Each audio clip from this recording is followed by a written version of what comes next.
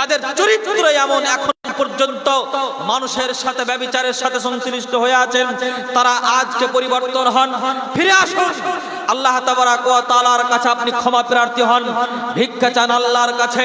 বার্ধক্য অবস্থাতে যদি উপনীত হয়ে ব্যভিচার জেনা করেন, তাহলে জান্নাতের আশা করিয়েন না, আল্লাহ তাআলা আপনার দিকে তাকাবেন না। তারপরে বলেন মালিকুল কাজ্জাব, দ্বিতীয় নম্বর শ্রেণী হচ্ছে সেই মিথ্যুক শাসক, মিথ্যুক শাসক, মিথ্যুক নেতা।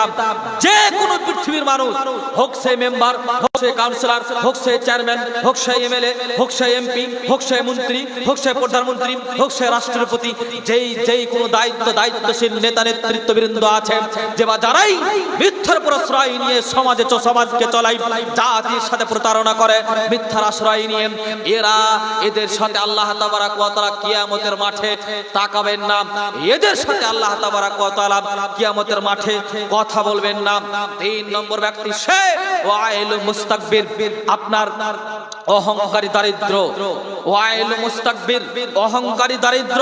আশ্চর্য হলেও সত্য কথা, অহংকারী দারিদ্রের দিকে আল্লাহ তাবারাক ওয়া তাআলা তাকাবেন না, কথা বোঝা যায় না। অহংকারী দরিদ্র বা দারিদ্র আবার কে? জি, অহংকারী দারিদ্র সেই যেই কাজে নিয়োজিত আছে, কাজে নিয়োজিত থাকার পরেও ডেকেও আসে না সে, বুঝেনি? মনে করে একজন ভ্যান চালক, ভ্যান চালায়, কথা ভালো করে, টুকটুকি চালক, টুকটুকি, টোটো চালক, টোটো চালায়, টোটো চালিয়ে ও জীবিকা নির্বাহ করে, কথা বুঝেননি? টোটো চালিয়ে সে পরিবার মেইনটেইন করে, সেখান থেকে ইনকাম করে, প্রতিদিন ওর কাজই টোটো চালক, টোটো চালিয়ে খায়। কিন্তু একজন গ্রামের বা প্রতিবেশী টোটো চালকের কেউ বিপদে পড়েছে, কোন জায়গায় যাবে হঠাৎ, তখন তাকে সে বলছে যে ও ভাই, আজকে আমাকে অমুক জায়গায় যেতে হবে, চলো তো একটু নিয়ে চলো তো, তোমাকে ভাড়া আমি দিব।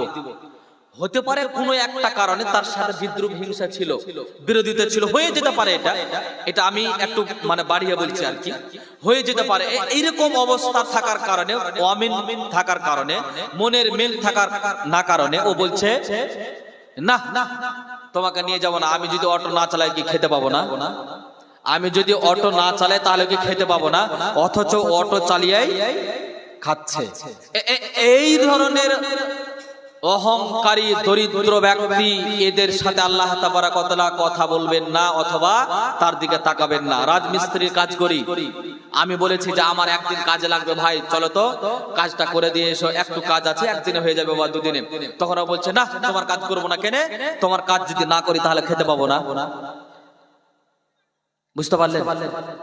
অহংকারী দারিদ্র, এর সাথে আল্লাহ তাবারাক ওয়া তাআলা কথা বলবেন না।